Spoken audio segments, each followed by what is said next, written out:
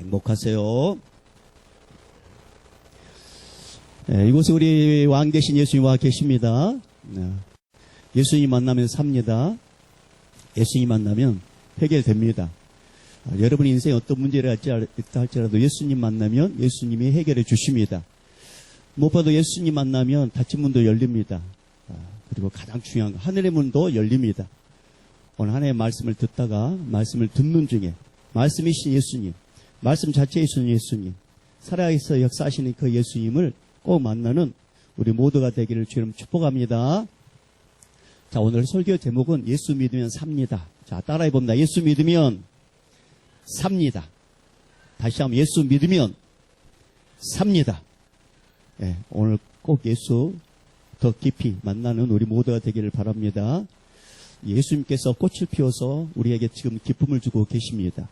각 지역마다 이렇게 꽃축제가 있지 않습니까? 우리 지역에도 이렇게 꽃이 피고 있는데 각 지역마다 이렇게 꽃을 통해서 우리 주님께서 기쁨을 주고 계십니다. 근데 어느 지역에 거리마다 아름다운 꽃들이 피는 마을이 생겼습니다. 근데 그 지역에 아름다운 꽃길이 생긴 사연이 있었어요. 그 사연인지 한번 들어보세요. 오래전에 이 지역에 살고 있는 우편 배달 부부가 한 분 계셨어요. 근데 그는 매일 똑같은 자전거를 타고 항상 똑같은 길로 항상 똑같은 시간에 편지 왔어요, 소포 왔어요 이래 외치면서 이렇게 우편물을 배달했습니다. 그는 그렇게 열심히 쳇바퀴처럼 15년 동안 계속 그 일을 했습니다.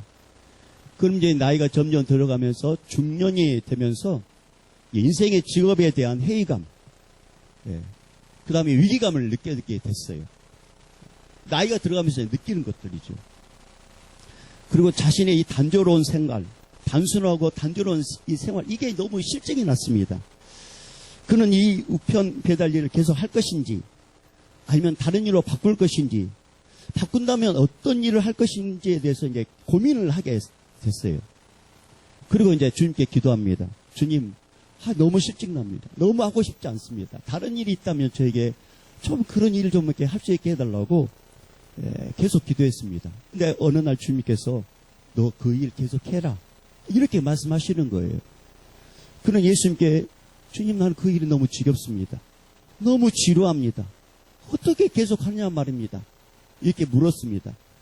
예수님께서 그 일을 계속하면서 뭐라고 또 이렇게 감동을 주시냐면, 보람 있게 살 수 있는 방법을 생각해 보라. 네가 그 일을 계속하면서 보람 있게 살 수 있는 방법을 한번 생각해 보라, 이렇게 말씀하시는 거예요. 계속 그 문제로 기도를 했습니다. 도대체 그러면 주님, 어떻게 보람 있는 삶을 사는 겁니까? 근데 예수님께서 좋은 생각을 주셨습니다. 그는 여전히 똑같은 직업을 가지고 똑같은 거리를 똑같은 자전거를 타고 똑같은 말을 하면서 이제 돌아다녔어요. 그러나 달라진 게 딱 하나 있었습니다. 그것은 우체부 가방 안에 꽃씨를 넣고 다니면서 지나간 집집마다 계속해서 꽃씨를 뿌렸습니다. 어떤 꽃씨는 죽기도 했지만 어떤 꽃씨는 세월이 지나면서 그가 지나는 길에 아름다운 꽃이 이제 피어나기 시작했습니다. 그가 지나가는 거리는 꽃의 거리가 되었고 그가 다닌 마을은 꽃마을이 되었어요. 처음에는 아무런 변화가 일어나지 않는 것처럼, 아무런 일도 일어나지 않는 것처럼 보였습니다. 근데 예수님은 일을 계속하고 계셨습니다. 계절마다 꽃들이 피어나기 시작했고 그 꽃길은 우체부 자신도 주변 사람들도 기쁨의 길이 되었습니다. 이게 주님께서 그 우체부에게 주신 은혜였습니다. 혹시 우리 성도들 중에 하루하루가 너무 단조롭고 너무 단순하고 실증이 나고 재미도 없고 삶의 의욕이 꺾인 분 계십니까? 하루하루가 너무 지겨워요. 그렇다고 어떻게 할 수 없고 삶의 의욕이 확 꺾인 분 계셔요? 여러분 기억해 주십시오. 예수님께서 들판에서 기다리고 계십니다. 여기저기 꽃으로 장식해가지고 여러분을 기다리고 계십니다. 들판으로, 꽃길로 이번 주에 가세요. 작은 꽃들을 통해서 예수님께서 여러분의 손을 내미실 겁니다. 그러면 여러분 가까이 가세요. 그리고 꽃을 보시고 향기도 맡으세요. 그리고 날아가는 나비, 벌들도 보세요. 그러면 주님께서 분명히 그런 걸 통해서 여러분에게 뭔가 깨닫게 할 겁니다. 그러니까 이번 주에는 다 나가세요. 다. 그래서 이번 주에 수요 예배도 없어요. 선거 예배, 선거 이렇게 투표하고 다 이제 들러 나가셔가지고 들판에서 예수님 만나기를 지금 축복합니다. 왜 그러느냐? 로마서 1장 20절에 창세로부터 그의 보이지 아니하는 것들, 곧 그의 영원하신 능력과 신성이 그가 만드신 만물에 분명히 보여 알려졌나니, 주님께서 꽃을 만드셨고 나무를 만드셨고 모든 걸 만드셨는데 거기를 통해서 주님께서는 당신이 살아가고 있다는 것을, 하나님이 이렇게 존재하고 있다는 사실을 보여준단 말이에요. 나 하나님 몰라요. 그렇게 핑계하지 못하도록 만드신단 말이에요. 그러니까 답답할수록, 삶 의욕에 꺾여버릴수록 절망 가운데 있는 사람은 더 특별히 들판에 나가서 주님의 꽃으로 막 장식해 놓잖아요. 여기저기 막 꽃으로 막 이렇게 기다리고 계시잖아요. 가셔서 꼭 가까이 다가셔서 보세요. 그리고 냄새도 맡아보세요. 그리고 그걸 통해서 주님 나에게 뭘 말씀하시길 원하십니까? 물어보세요. 그리고 주님께서 개개인 개개인마다 말씀하십니다. 할렐루야. 네. 침묵하라고 분위기를 어색하게 만들려고 하는 게 아니 하셨죠? 네, 주님을 꼭 만나는 우리 모두가 되길 바랍니다. 자, 오늘 말씀은 기생 나합이 두 명의 이스라엘 정탐꾼을 이제 숨겨주는 그 일로부터 이제 어떤 이제 일이 생기게 됩니다. 기생 나합은 이제 알게 됐어요. 머지않아 여리고성이 이스라엘에게 점령당할 것을 알았습니다. 그래서 이 두 명의 정탐꾼에게 당신들이 이 여리고성을 침략해서 우리가 이렇게 패할 걸 아는데 그때 나와 우리 가족 일가 찢어질 좀 살려주십시오 라고 이렇게 부탁을 합니다. 그러니까 두 명의 이스라엘 정탐꾼은 나합에게 약속을 합니다.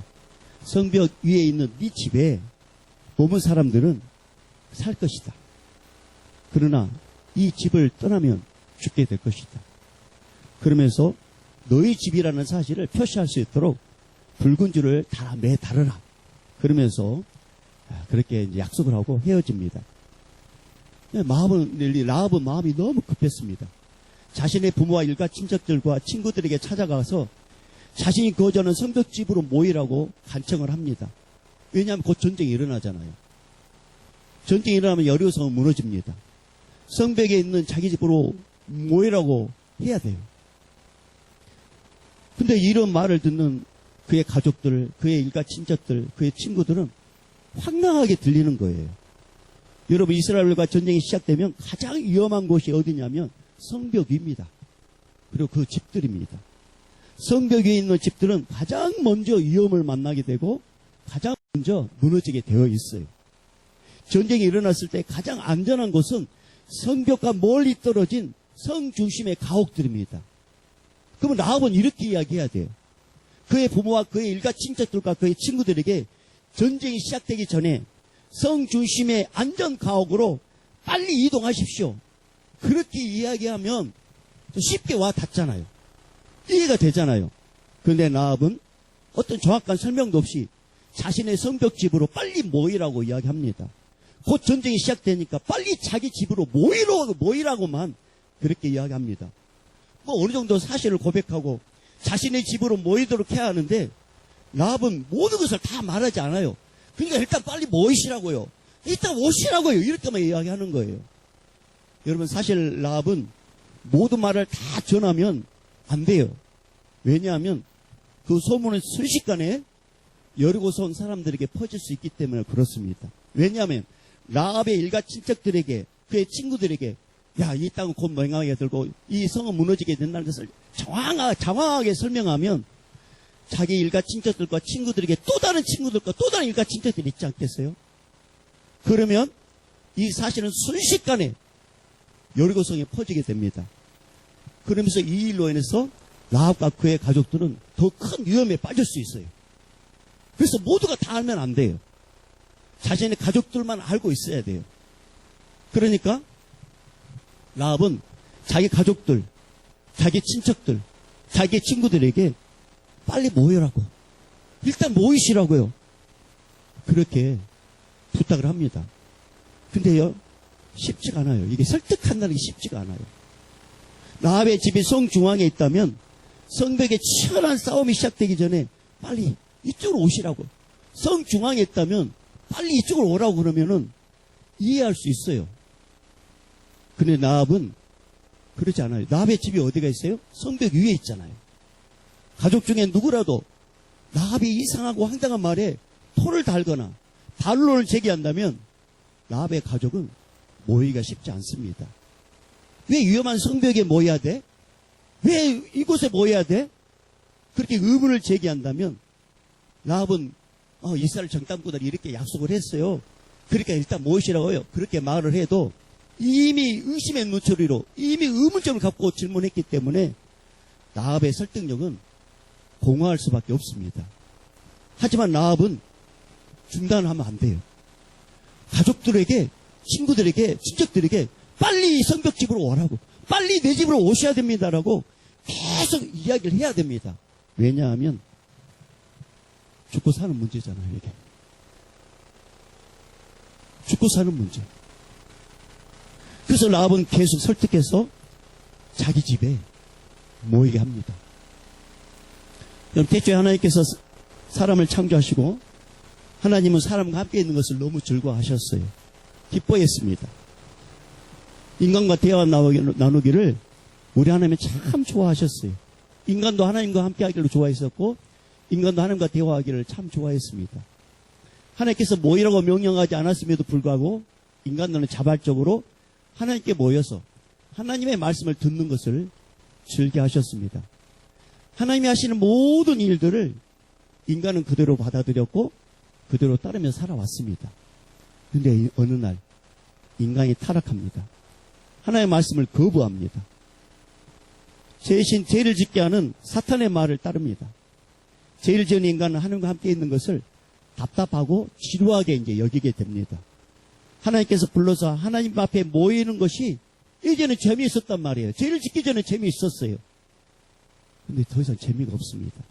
흥미도 사라졌습니다.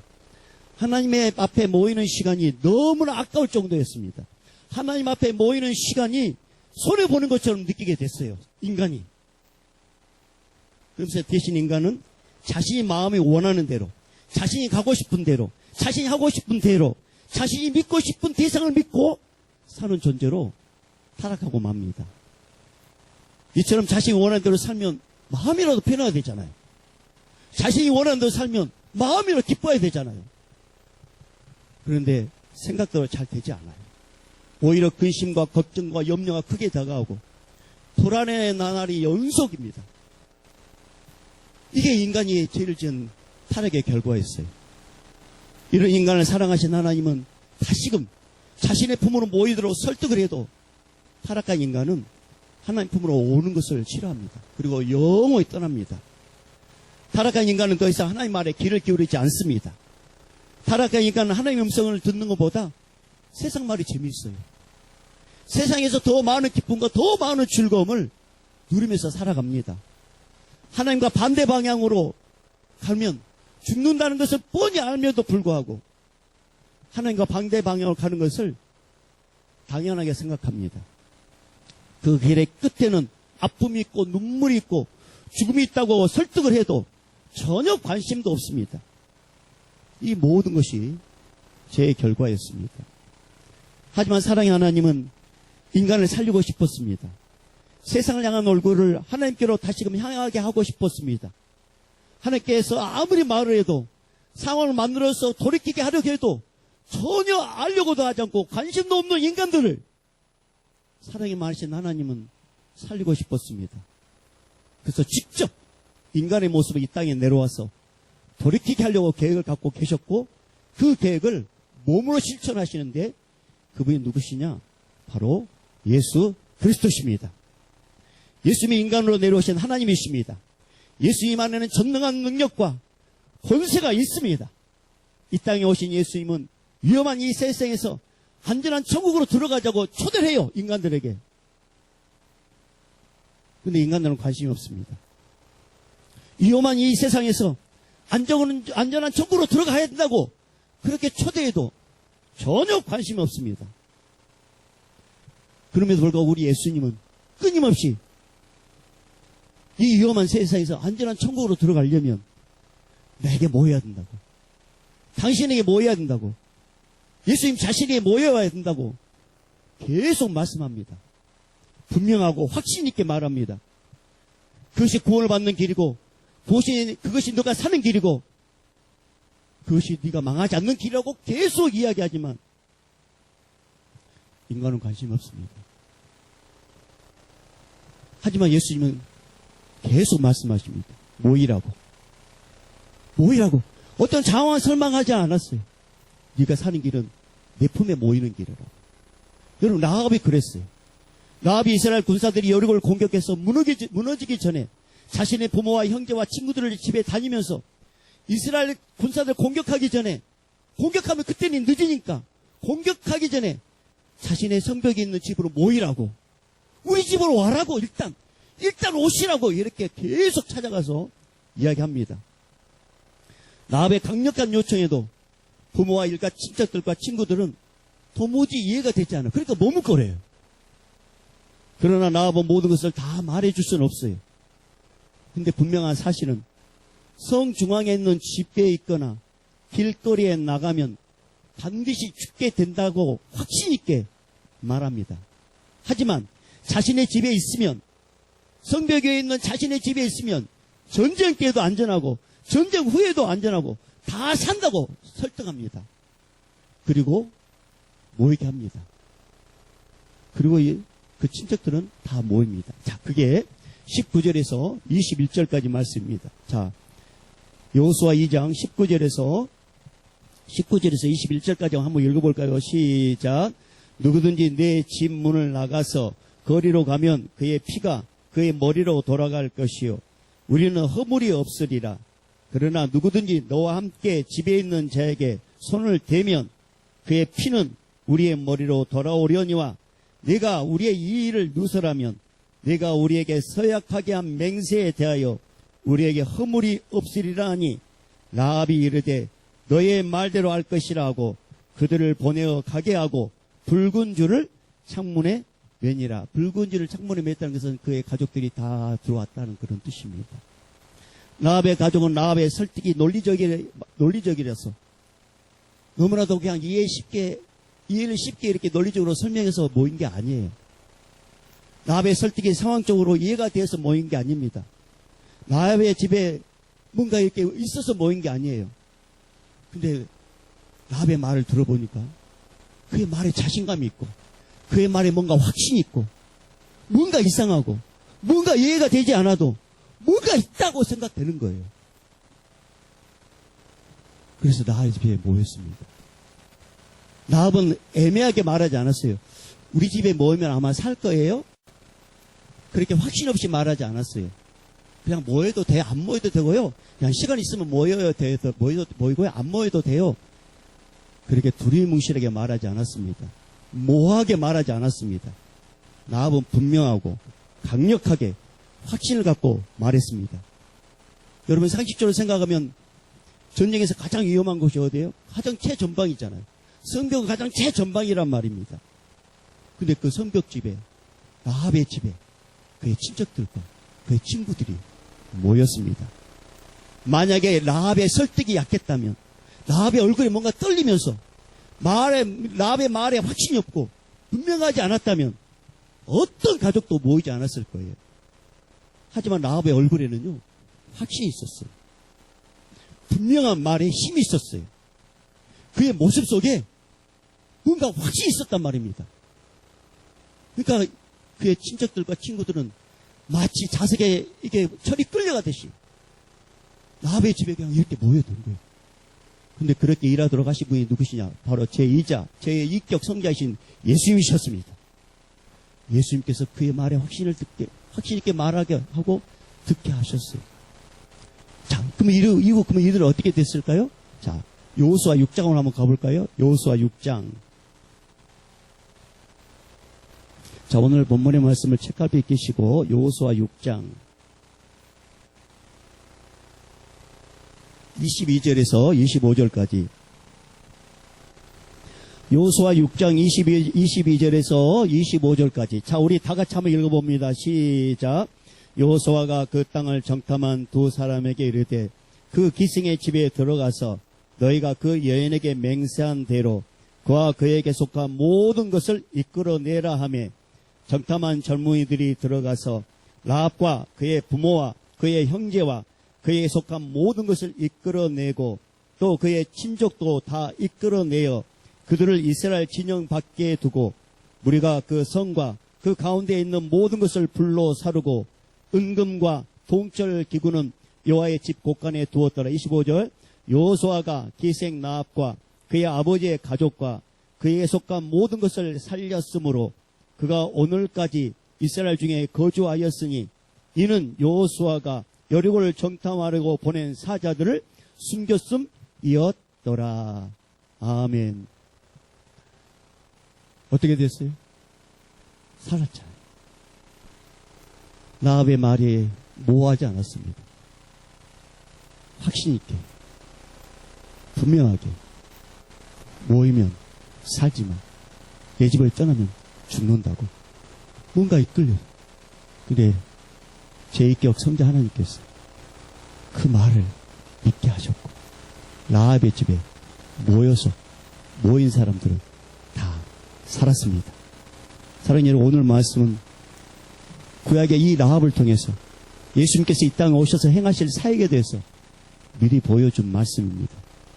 멸망당하는 여리고 성에서 살려주고자 라합의 집으로 다 모이라고 한 것처럼 예수님도 죽은 우리를 살려주고자, 예수님도 망하는 세상에서 죽어가는 영혼들을 살려주고자 자신의 품으로 모이라고 설득하십니다. 예수님은 완전한 인간이면서 완전한 신이십니다. 예수님은 말로만 모이라고 말하지 않았어요. 예수님은 기적과 능력을 보여주면서 자신의 자녀들을 날마다 모으십니다. 그냥 말로만 하지 않았단 말입니다. 우리 예수님은. 마가복음 5장에 보면은 예수님에 대해서 강한 거부감을 갖고 있는 한 사람에 대한 이야기가 나와요. 그 사람의 이름이 누구냐면 회당장 야이로입니다. 회당장 야이로는 예수님에 대해서 이를 갈았어요. 율법을 파괴한다고 이단의 개소라 생각했기 때문에 예수님이 너무 싫었어요. 그 사람의 말이 너무나 기계에 거슬린 거예요. 너무 싫어요. 죽이고 싶을 정도로. 근데 회당장 야이로에게 큰 문제가 있었습니다. 12살 먹은 딸이 점점 죽어가고 있어요. 딸을 위해서 이 회당장은 자기의 모든 것을 다 내려놓습니다. 자기의 권위, 딸이 죽어가는데 그게 무슨 소용이 있어요. 자기의 능력 필요 없어요. 모든 걸 다 내려놓습니다.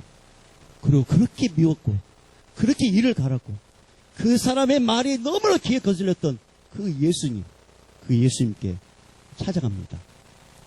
그리고 자기 딸이 죽어가고 있으니까 제발 좀 살려달라고 부탁을 합니다. 예수님은 그 현장에서 말씀만으로도 고칠 수 있어요. 그런데 회당장에게 확고한 믿음을 심어주기 위해서 회당장이 원하는 대로 회당장 집으로 함께 길을 떠납니다. 근데 가는 중에 12년 동안 혈류증 때문에 아파하고 힘들어하는 여인을 고쳐주면서 시간이 좀 지체됐어요. 근데 그 사이에 회당장 집에 12살 때 먹는 이 딸이 죽습니다. 비보가 오고 어떤 사람이 와가지고 회당장에게 당신의 딸이 죽었습니다. 더 이상 저분을 귀찮게 하지 마십시오. 회당장이 그 말을 듣자마자 모든 것들이 다 무너졌습니다. 그때 예수님께서는 깊은 슬픔에 빠진 회당장을 보셨어요. 그리고 그에게 다가가서 단호하고 분명하고 확신 있게 딱 이렇게 말씀합니다. 두려워하지 말고 믿기만 하라. 두려워하지 말고 믿기만 하라. 예수님은 단호하게 말씀하셨고 확신 있게 말씀하셨습니다. 어떻게 되었을까요? 예수님께서 죽은 회당장 딸을 살립니다. 그리고 그곳에 모인 모든 사람들은 스스로 예수님의 은혜의 날개 아래로 다 모입니다. 사랑하는 여러분, 예수님의 설득은 단호하고 분명하고 선명하고 뚜렷합니다. 왜냐하면 예수님은 하나님이시기 때문에 그렇습니다. 예수님은 인간이 가는 곳의 결말을 아시고 인생의 끝을 다 알아요. 예수님은 말하고 모르고 말하지 않습니다. 예수님은 모든 걸 다 알고 말씀하십니다. 예수님이 이 땅에 와서 자신의 권세와 능력으로, 신의 권세와 신의 능력으로 말씀합니다. 라합의 성벽의 집은 전쟁이 시작되면 성벽에서 가장 치열한 전투가 벌어지기 때문에 매우 위험한 장소이고 주매의 장소가 되지만 제2격 성자 하나님의 은혜로 그 집의 모든 사람들이 말씀대로 사는 것처럼 이 땅에 오신 예수님께서 모이라고, 내게로 오라고, 내게 오면 너희는 산다고 분명하게 확신 있게 말씀하셨어요. 그렇게 말씀하신 주님께서 그냥 주님께 다가오는 영혼들 내버려 두시겠어요? 아닙니다. 라합의 집이 인간적인 눈으로 봤을 때는 저 집에 들어가면 다 끝난다고 생각했던 그곳에 제2격 성자 하나님께서 살려주신 것처럼 예수님께 다가가는 영혼은 죽을 영혼이라 할지라도 예수님께서 살려주십니다. 예수님의 품으로 달려가는 영혼은 망할 것 같지만 예수님이 다시 회복시켜 주십니다. 여러분, 우리 예수님은 자신에게 모으는 자, 자신에게 다가오는 모든 자, 그 모든 영혼들을 죽도록 내버려 두지 않습니다. 영원한 죽음에서 영원한 생명으로 옮길 수 있는 능력이 예수님은 갖고 계십니다. 예수님은 전능한 하나님이십니다. 그분은 하나님이셔요. 어떤 인생도 예수님께 모이면 다 살아납니다. 예수님께 모인 자 중에는 지옥 가는 자 한 명도 없었어요. 문제는 예수님을 떠나는 영혼들이 지옥 간단 말입니다. 예수님은 예수님에 모이는 모든 자들을 살릴 수 있는 능력을 갖고 있습니다. 근데 사람들은 여전히 예수님께 오지 않습니다. 오히려 예수님을 비방하고 예수님을 멀리하고 여전히 세상으로 죽음의 길로 가는 인간들이 너무나 많습니다. 사랑하는 여러분, 분명한 사실은 예수님이 이 땅에 구원자로 오셨습니다.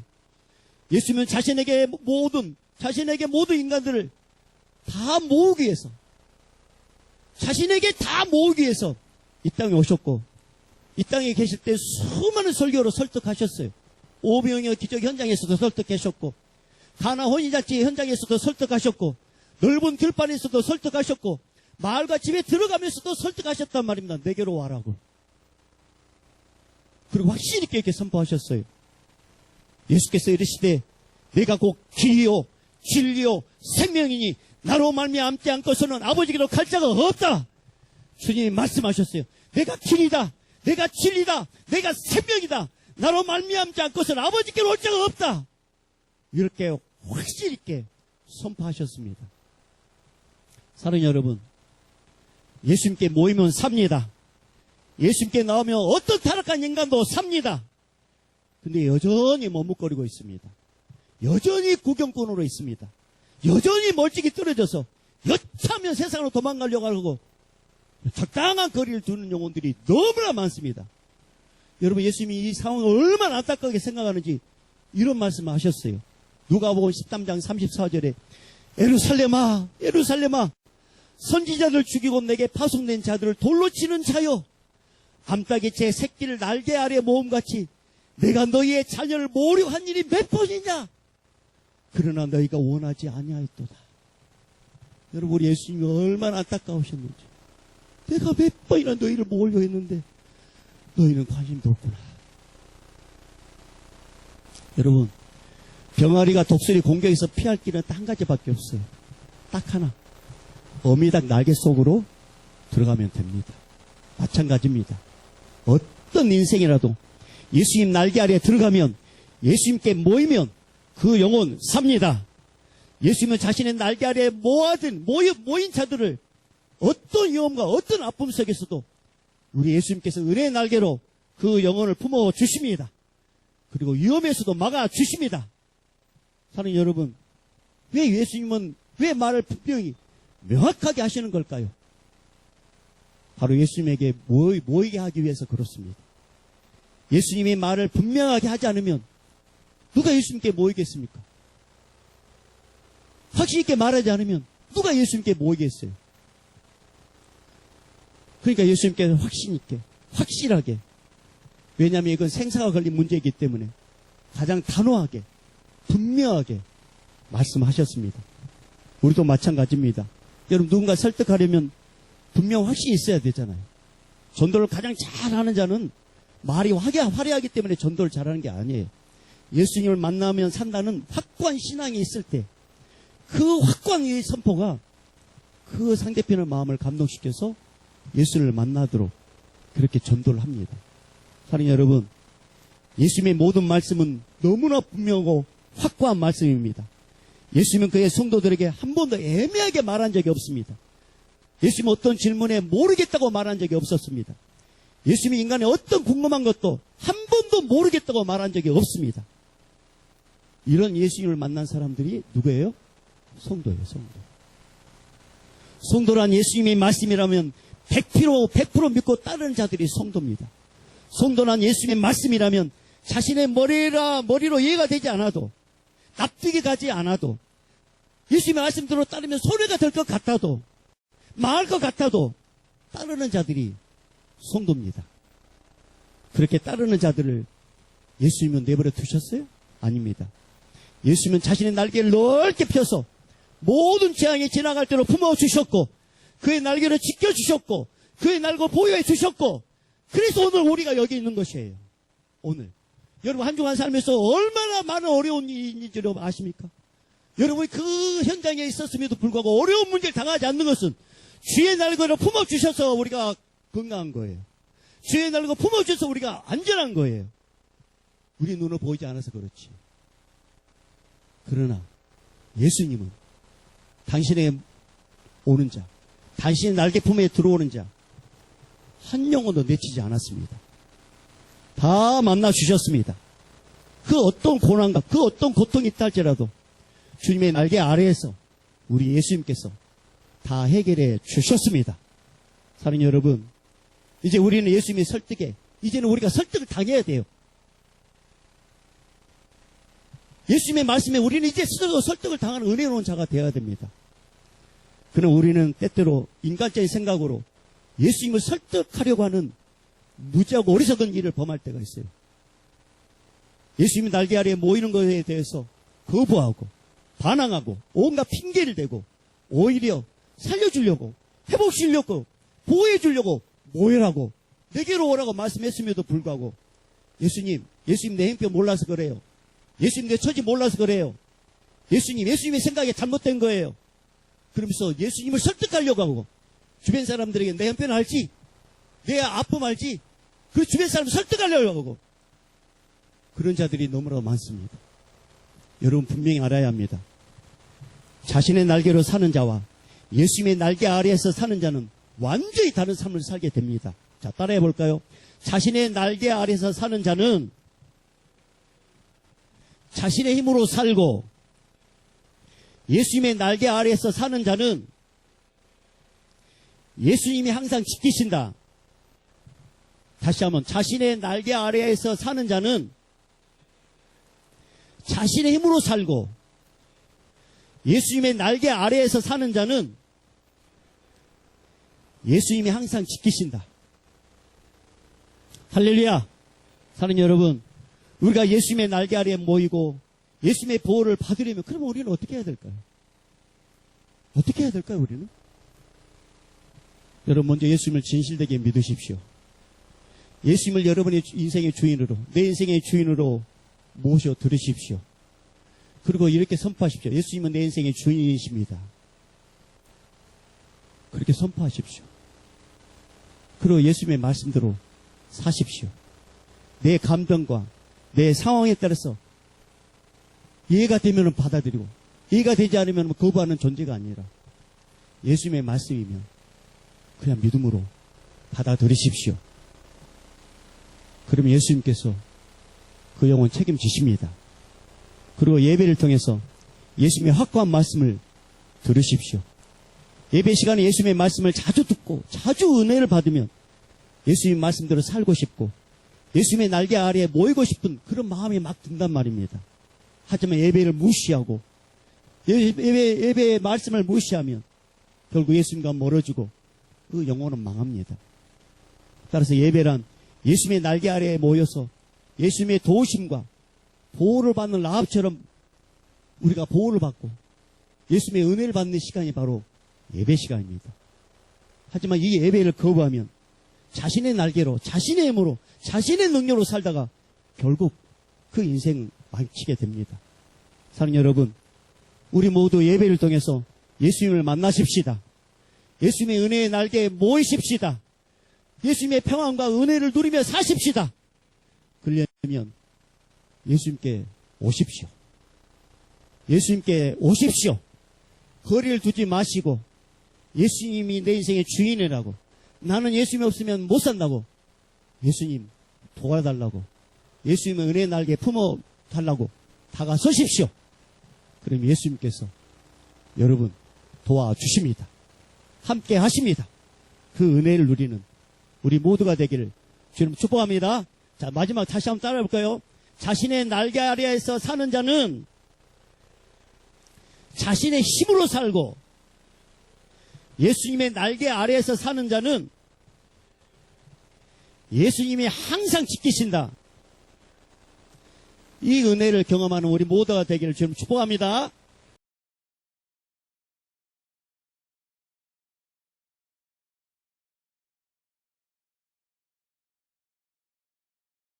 그 아래 예수 그리스도 날개 아래 사는 자, 주님이 보호하시고 주님이 함께하시고 주님이 책임지시고 주님이 역사한다는 것을 믿고 영원토록 주님 나라 갈 때까지 예수의 날개 안에 거하기를 작정하고 다짐하고 그렇게 살기를 원하는 우리 믿음의 성도들의 그 결단 위에, 그 결단을 몸으로 실천하여 땅까지 복음을 증거하는 우리 선교사님들 위해 155만 지키는 우리 군인들과 함께 예배하지 못하지만 방송으로 예배드리는 우리 믿음의 사람들과 이 예배 현장에 있는 우리 믿음의 모든 영혼들 머리 위에 이제부터 영원히 있을지어다. 아멘.